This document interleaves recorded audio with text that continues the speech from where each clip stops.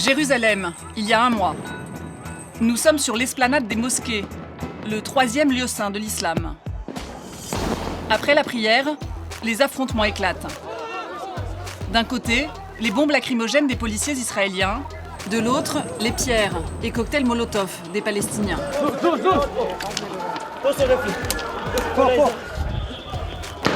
Des heurts courants, mais qui s'accentuent ces dernières semaines. En cause, un débat politique qui rend furieux les Palestiniens. Le droit pour les Juifs de venir prier ici. En principe, les choses sont plutôt simples. Au cœur de la vieille ville, deux symboles religieux majeurs sont côte à côte.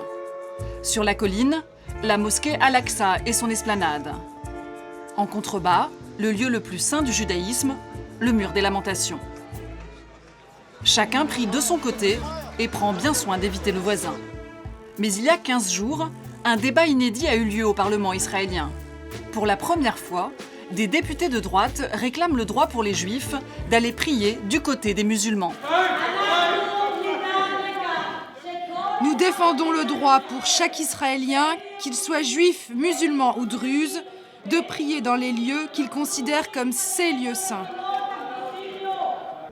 Les députés arabes ont boycotté la séance. Seule la gauche israélienne dénonce une manœuvre dangereuse, selon elle. Ces gens-là tiennent dans leurs mains une allumette. Et cette allumette peut embraser un baril de poudre.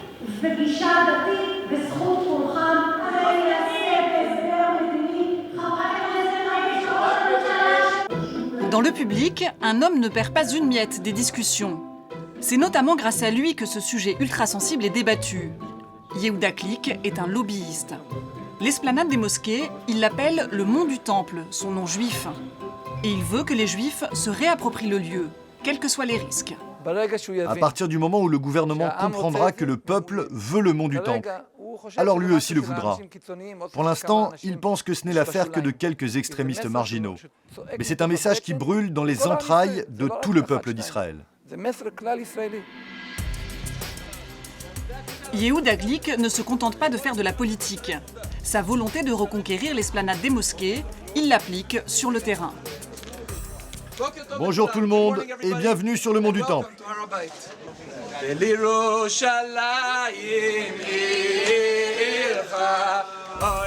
Il organise des visites guidées pour juifs religieux. Le groupe est surveillé de près par la police. Dès qu'ils pénètrent sur l'esplanade, les musulmans sont sur les nerfs. Ils vivent leur présence comme une provocation.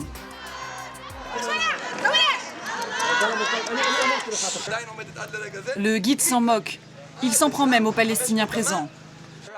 Ces femmes hurlent dès qu'elles voient quelqu'un avec une kippa. La raison pour laquelle Yehuda visite cet endroit, c'est que c'est ici que se trouvait l'ancien temple de Jérusalem, détruit il y a 2000 ans. C'est cela qui en fait, selon lui, un lieu sacré. La situation est tendue. Les autorités autorisent le groupe à déambuler sur l'esplanade. En revanche, ces hommes ont interdiction formelle de prier. La loi israélienne l'interdit. Personne ne se balance, personne ne bouge les lèvres. Vous allez prier dans votre cœur.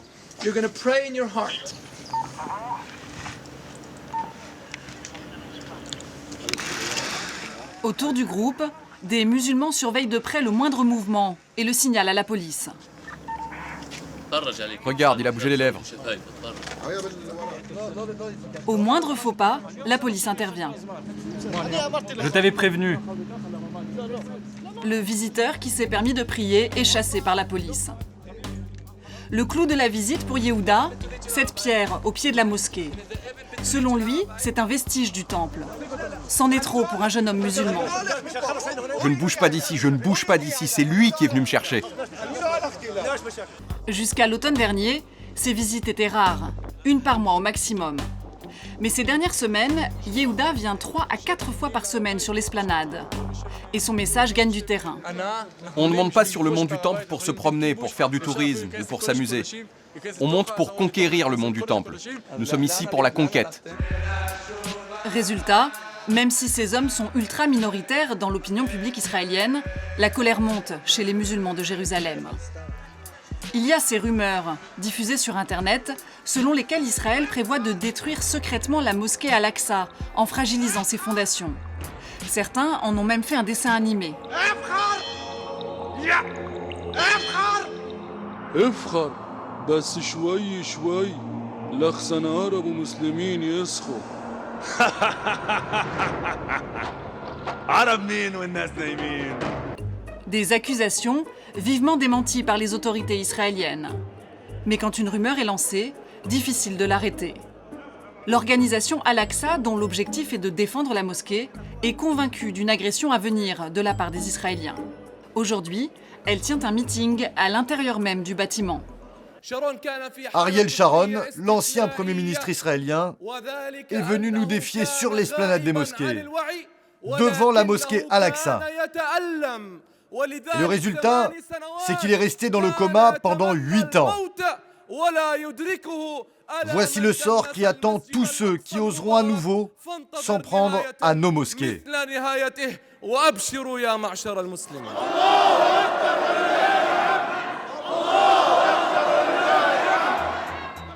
En octobre 2000, Ariel Sharon, alors chef de l'opposition, avait visité, entouré de policiers, le lieu saint des musulmans. Dans la foulée, la seconde intifada avait démarré. Un risque que le gouvernement semble prendre au sérieux. Après le débat au Parlement sur le droit des Juifs à prier sur l'esplanade des mosquées, le Premier ministre Netanyahou a posé son veto afin que le vote n'ait pas lieu. Un moyen d'éviter, pour le moment, que la situation ne dégénère. Jérusalem, lundi dernier. Le monde musical est réuni pour la grande cérémonie des remises des prix du pays. Les victoires de la musique israélienne en quelque sorte. Mais curieusement, l'ambiance n'est pas à la fête. Des gens protestent. Un chanteur semble être au cœur de la polémique, ce petit barbu, Ariel Zilber. Il est soutenu par les manifestants. La gauche fait entrer la politique dans la culture. Il est temps qu'on proteste tous contre cette hypocrisie de la gauche israélienne. Que se passe-t-il? Une bataille politique entre deux superstars du monde de la musique. D'un côté, Ariel Zilber donc, à l'idéologie d'extrême droite. De l'autre, Noa, la célèbre chanteuse de gauche. Les deux artistes devaient chacun recevoir un prix prestigieux ce soir-là. Mais Noa boycotte la cérémonie, choquée par l'honneur fait à l'extrémiste Zilber. Celle qui se plaint aujourd'hui, c'est Noa. Elle a écrit ce matin sur sa page Facebook « J'ai annulé ma participation à la cérémonie pour des raisons idéologiques et j'ai demandé que personne d'autre n'accepte ce prix à ma place. » La chanteuse Noa est l'une des Israéliennes les plus connues dans le monde. Et elle s'est donné une mission, chanter pour la paix, dans une région déchirée par les conflits depuis plus de 60 ans. En 2009, elle représente Israël à l'Eurovision avec la chanteuse arabe-israélienne Mira Awad.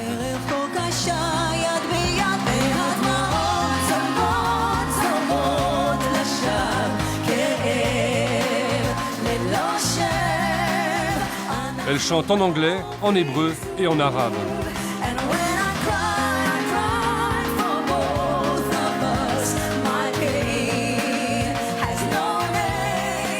Une chanson symbole. Noa poste aussi régulièrement de petites vidéos sur le site internet Yalla qui œuvre pour la paix entre Palestiniens et Israéliens. Let's talk about peace, baby. Let's talk about you and me. Let's talk about all the good things and the bad things that can be. Une posture qui en dérange plus d'un, à droite et à l'extrême droite. Il faut dire que Noa n'hésite jamais à mettre les pieds dans le plat, comme elle vient de le faire.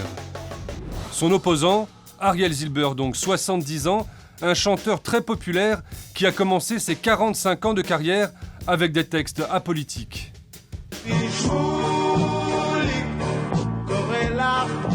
Sauf qu'il y a 10 ans, Zilber bascule. Il devient très religieux.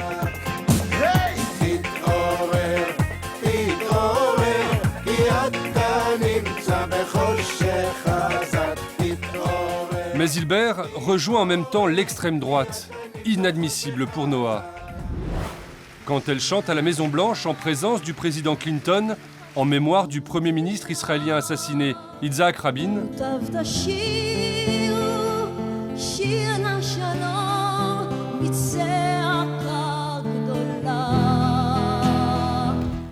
Zilber, lui, participe à un film demandant la libération de l'assassin de Rabin. Il y a des assassins qui ont commis un crime par idéologie. Il est temps qu'on se préoccupe des droits civiques des assassins idéologiques. Ce sont des citoyens de ce pays. Il écrit aussi une chanson à la gloire de Kahana, un extrémiste religieux, fondateur du parti raciste Kash, un parti interdit en Israël après qu'un de ses membres a massacré 29 Palestiniens à Hébron en 1994. Le titre de la chanson, Kahana avait raison.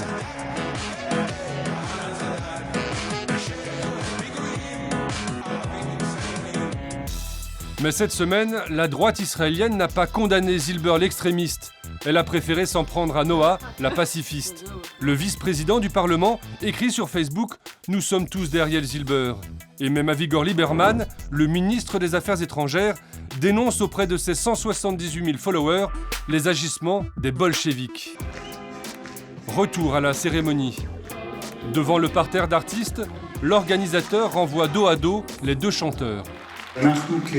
Nous, les membres de la Société des auteurs, sommes attristés par cette affaire. Apparemment, nous vivons dans un pays où les polémiques sont vives. Il va falloir vivre avec. Nous avons du mal avec les extrémistes des deux bords. Mais il n'assume pas ses choix. Et devant l'ampleur de la polémique, il décide de retirer sa récompense au chanteur pour finalement lui offrir une petite consolation, un prix mineur. Zilber ne se laisse pas faire. Sans y être invité, il monte sur scène.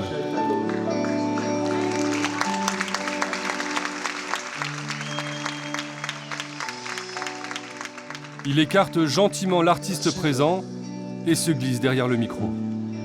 Désolé de vous interrompre. J'ai quelques mots à dire avant qu'il commence à chanter. Ce que je dis, c'est qu'il faut dissoudre la Société des auteurs et compositeurs. Il faut le faire aujourd'hui. Il faut créer une nouvelle société qui laisserait s'exprimer toutes les opinions au sein du peuple. J'ai le sentiment d'être le bouc émissaire de groupes de pression et d'artistes pleins d'amertume. Ils cherchent sans cesse à mettre sur le devant de la scène mon supposé extrémisme. Il quitte la salle sous les applaudissements sans prendre son prix de consolation. Dehors, il récuse toutes les accusations portées contre lui et surtout, il ne veut plus entendre parler de Noah. Qu'est-ce qu'elle a? Elle aurait pu me dire les choses en face. Pourquoi moi je devrais l'appeler? Je n'ai rien à lui dire. On dit que j'ai blessé des gens, mais c'est faux. Est-ce que vous voulez vous excuser? Je ne m'excuserai pas, je n'ai pas à m'excuser. Noah, elle, a refusé de s'exprimer dans la presse pour ne pas envenimer encore plus le débat. Mais elle a réussi une nouvelle fois à secouer son pays et à faire ressortir son message. La haine n'est pas une opinion comme les autres, n'en déplaise aux extrémistes.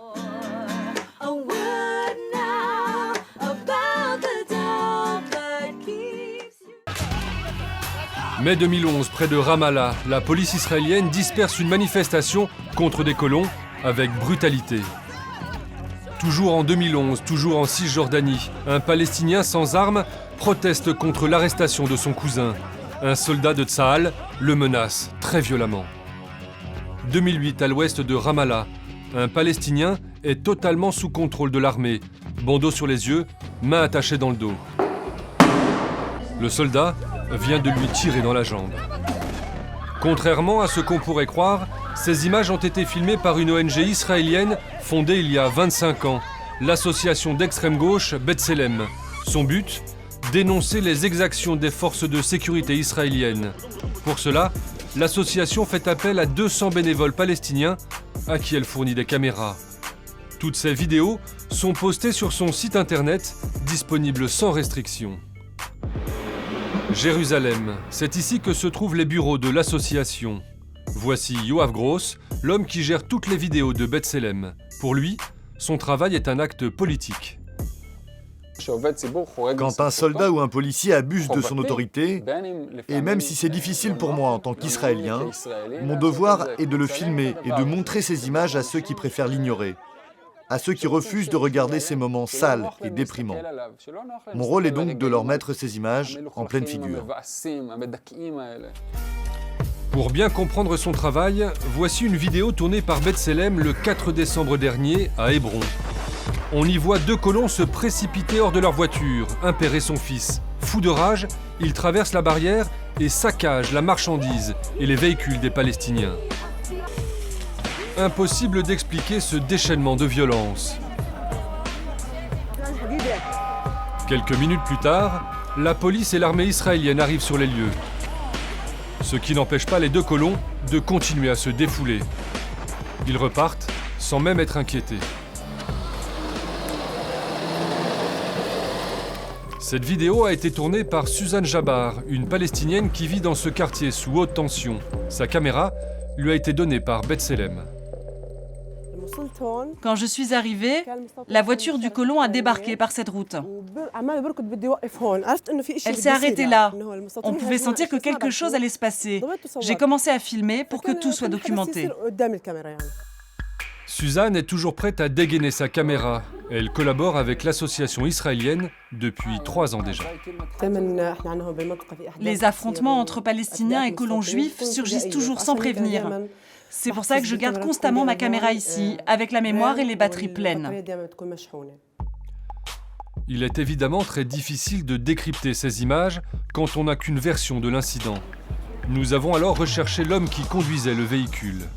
Le voici, militant d'extrême droite, colon et ultranationaliste. Noam Federman se vante d'être tout ça à la fois. Lui parle de légitime défense. Quand on est arrivé ici, un jeune arabe se tenait là et jetait des pierres sur notre voiture. On a couru vers lui alors qu'il prenait la fuite par là-bas. Ils ont continué à nous lancer des pierres. On a riposté. Ils ont alors crié « Renversez-le avec la voiture, renversez-le !» J'avais peur qu'ils me percutent avec leur voiture. Je n'étais pas sûr. J'ai donc cassé leur pare-brise. Noam accuse Suzanne d'avoir trahi la réalité des faits. Elle savait d'avance ce qui allait se passer. Elle a même filmé bien plus. L'arabe en train de jeter des pierres, mais elle a coupé cette partie. Parole contre parole. Noam est amer. Il a été interrogé par la police à cause de la diffusion de la vidéo à la télévision. Il risque des poursuites. Pour lui, pas de doute, B'Tselem l'a piégé. Il y a une différence entre filmer un événement tel qu'il est et le fait de le couper, de le montrer et de le diffuser. Aujourd'hui, la vidéo est une arme. Une arme. Une nouvelle arme dont ont décidé de s'emparer à leur tour les colons et la droite israélienne. Nous sommes au sud de Jérusalem, dans la colonie de Beit Arilit, en Cisjordanie. Ariel Lévy, né en France il y a 49 ans, habite ici avec sa femme et ses 15 enfants. Il est secouriste à l'association Sauveteurs sans frontières. Ariel et ses amis se sont mis à filmer toutes leurs interventions avec ses petites caméras. Dès qu'ils arrivent sur place, pour pas que ça les dérange dans leur travail, ils font une chose très simple, c'est de poser la caméra sur le front et ils la mettent en marche, ils l'allument, ça filme tout ce qu'il va faire, tout ce qu'il va regarder, toute l'opération qu'il aura fait sera archivée et filmée. Des images enregistrées pour des raisons professionnelles, mais qui vont aussi leur servir à dénoncer les exactions des Palestiniens, comme B'Tselem, mais dans l'autre camp. Pour nous l'expliquer, Ariel nous emmène sur la route qui relie Hébron à Jérusalem. Il y a 3 ans, un père et son fils y ont trouvé la mort. La police pense alors à un accident de la route. Mais sur place, les sauveteurs de l'association découvrent une pierre dans la voiture. Notre centrale de communication tout de suite prévient la presse en disant « Nous avons une preuve que cet événement est un attentat ». La justice a reconnu plus tard qu'il s'agissait bien d'un attentat. Retour à Hébron. C'est ici que le projet vidéo de B'Tselem a démarré, il y a 7 ans, au cœur de cette ville qui cristallise toute la haine de la région. Hébron, 500 colons israéliens entourés par 170 000 Palestiniens et des dizaines de checkpoints dressés dans toute la ville pour empêcher tout affrontement. Nous y retrouvons Yoav de B'Tselem. Sur les 200 caméras qu'il a données aux Palestiniens, 50 sont ici, là où les heurts sont les plus fréquents entre les habitants et l'armée. La loi nous autorise à filmer les soldats en service, toutes leurs opérations, sauf à de rares exceptions. C'est un droit valable pour les Palestiniens, les journalistes et même pour les non-journalistes. Le rôle de la vidéo est central dans ce conflit. Yoav assure que les bénévoles sont recrutés soigneusement et il se porte garant de leur honnêteté. Les soldats font maintenant toujours très attention aux caméras de B'Tselem, comme on le voit sur cette vidéo tournée par l'association. En plus de sa caméra, il peut y en avoir d'autres, pas seulement de B'Tselem. Il y a toujours un con avec sa caméra dont le travail est de guetter le moindre faux pas. Les médias sont noyés sous un déluge d'images de tous bords. Propagande, vrais témoignages, vidéos mensongères. Comment faire le tri?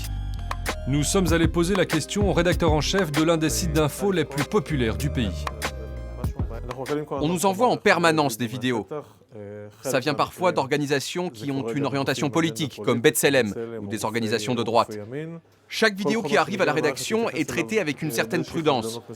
Pour moi, B'Tselem est suspect autant que l'est le porte-parole de l'armée. Et on doit faire un travail de journaliste, comme avec n'importe quel contenu qu'on reçoit. Des journalistes évidemment très prudents et une justice très réticente à utiliser les images de B'Tselem. Depuis 2011, 44 vidéos de l'association ont permis l'ouverture d'enquêtes judiciaires. Bilan, 0 condamnation. Jérusalem, printemps 2014. Des milliers d'hommes en noir sont dans la rue. Ce sont des juifs ultra-orthodoxes.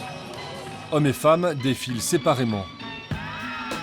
Plusieurs manifestations géantes sont organisées partout dans le pays. Pourquoi ? Les ultra-orthodoxes ne veulent pas faire leur service militaire. Mais le gouvernement israélien est bien décidé à les y obliger. Les manifestations dégénèrent presque à chaque fois. Les Haredim, comme on les appelle aussi, sont prêts à tout pour échapper à l'armée. Ils étaient exemptés des 3 ans de service militaire obligatoire depuis des décennies. En échange, ils étudient la Torah tout le temps. Mais tout a changé en 2014. Le Parlement israélien met fin à l'exemption. Désormais, tout jeune ultra-orthodoxe de 18 ans qui ne se présente pas au bureau de recrutement de l'armée sera considéré comme un déserteur et pourra finir en prison. Les députés religieux hurlent au blasphème. Même si on les menotte, même si on les emprisonne, ils continueront d'étudier la Torah. En leur nom, je dis, menottez-les, menottez-nous. Nous continuerons d'étudier la Torah. Les ultra-orthodoxes ne sont pas encore obligés de faire leur service. La loi n'est censée entrer en vigueur qu'en 2017. Alors en attendant, le gouvernement essaye d'amadouer les religieux en créant des unités spéciales qui leur sont strictement réservées. Bnei Brak, la ville ultra-orthodoxe de la banlieue de Tel Aviv. Moshe, un jeune soldat, termine sa permission. Il se rend chez ses parents avec son M16. Il ne le quitte jamais, c'est la loi. Il prépare son sac, vêtements et objets de culte. Il est ultra-orthodoxe. Ici, il y a une photo de moi à l'armée. Et là, un portrait du rabbin Baba Saleh. J'essaye de concilier ce que je fais à l'armée et la vie religieuse. Lui a décidé de faire l'armée sans en faire toute une histoire. Pourtant, comme ses 7 frères et sœurs, Moshe a baigné depuis l'enfance dans l'étude talmudique. Mais à 18 ans, il ne trouve plus sa place dans ce monde fermé et décide de s'enrôler. Je suis le premier dans la famille à faire l'armée. Au début, c'est vrai, j'avais peur. Il pensait qu'au début, on y serait opposé. Il se demandait ce que les gens allaient dire dans la rue, ou dans la famille, dans notre entourage. Il se demandait s'ils allaient le regarder de travers. Mais ses parents ont fini par donner leur bénédiction. J'y vais, papa. Que Dieu te protège. Que tu réussisses dans tout ce que tu feras. Il part pour 2 semaines de service. Au revoir, Moshe. Que des bonnes nouvelles, hein? vallée du Jourdain à quelques kilomètres de la frontière jordanienne. Une unité combattante de l'armée israélienne se prépare à un entraînement à balles réelles. Un de ces bataillons spéciaux réservés aux orthodoxes. Exceptionnellement, nous avons eu l'autorisation de filmer ces soldats. But de l'exercice, prendre le contrôle de la colline voisine. Vous voyez la cible entre les drapeaux? Il y a quelqu'un qui ne la voit pas? N'oubliez pas de suivre les instructions, de vous cacher quand il le faut. Chacun sait ce qu'il doit faire pour réussir l'exercice. En première ligne, nous retrouvons Moshe. C'est lui qui va diriger l'exercice. Il est briefé par le commandant. Tu regardes derrière, tu regardes à droite, à gauche, tu vérifies que tout le monde est sur la même ligne. Tu avances avec eux, tu les couvres. Quand tu vois le danger, tu mets en joue le terroriste, tu le tues et tu vérifies que tes soldats sont en sécurité. Moshe se sent bien dans cette unité religieuse qui lui ressemble. Son nom, Netza Yehuda, l'éternité de Juda.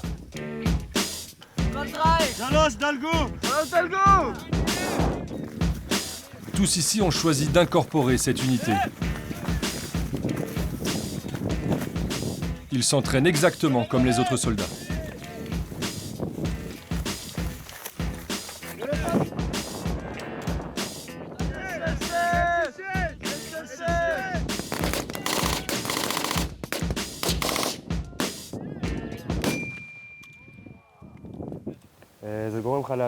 Ça me donne le sentiment d'être associé à quelque chose d'important.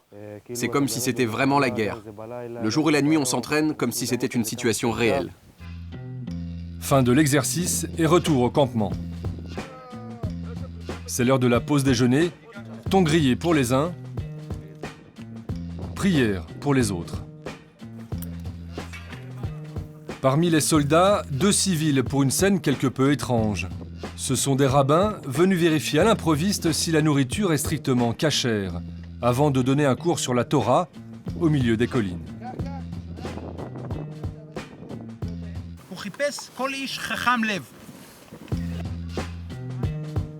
Ils en ont le droit, c'est l'une des particularités de ce bataillon spécial, comme les 3 prières quotidiennes et évidemment l'absence de femmes. Cette unité leur est interdite. Son commandant n'y trouve rien à redire. L'unité offre la possibilité aux jeunes du monde haredi de s'intégrer à la vie militaire sans renoncer aux valeurs dans lesquelles ils ont grandi.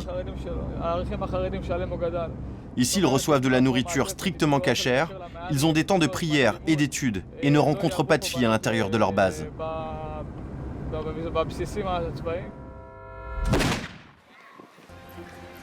Mea Sharim, le quartier ultra-orthodoxe du nord de Jérusalem. Un quartier aux allures de ghetto. À l'entrée, il est écrit « Tenue indécente prohibée » en hébreu et en anglais. Comprenez, il est interdit pour les femmes de porter un pantalon ou des habits laissant dénuder une partie du corps. Ici, les habitants vivent en marge du reste de la société israélienne. Ils font partie des plus pauvres du pays et rejettent le monde extérieur. Dans ce milieu, faire l'armée, c'est trahir sa communauté. Comme on le voit sur cette vidéo amateur, un militaire pourtant ultra-orthodoxe traverse le quartier. L'homme se fait insulter par les habitants en colère, qui vont même jusqu'à le traiter de nazi.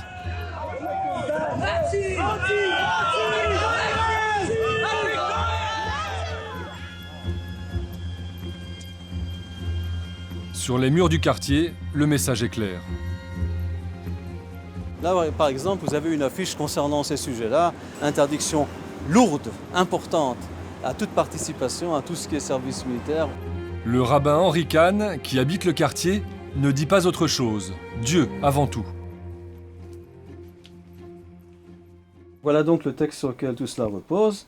Les sages, les gens qui étudient, n'ont pas besoin de s'investir dans la défense des gens, du pays, de la communauté. C'est de ça que tout est pris, c'est là que tout commence et c'est là-dessus que tout s'arrête. On pense que la seule manière d'y arriver, la seule possibilité pour y arriver, c'est de faire ce qu'en haut on nous a dit de faire, c'est d'étudier la Torah qu'on nous a donnée au Mont Sinaï. Dans cette école religieuse en plein cœur de Jérusalem, on étudie et on prie toute la journée.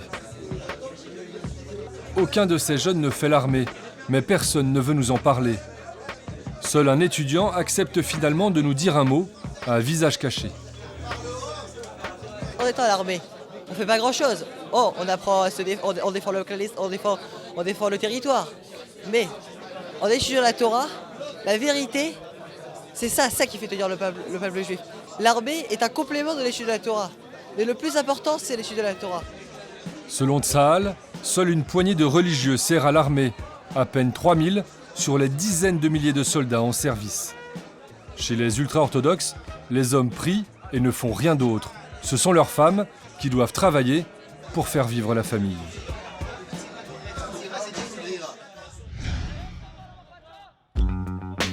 La loi votée il y a un an prévoit donc un service militaire obligatoire pour les ultra-orthodoxes en 2017. Mais la donne a changé depuis les élections de mars dernier. Les hommes en noir sont de retour au gouvernement et ils n'ont qu'une obsession, enterrer cette loi.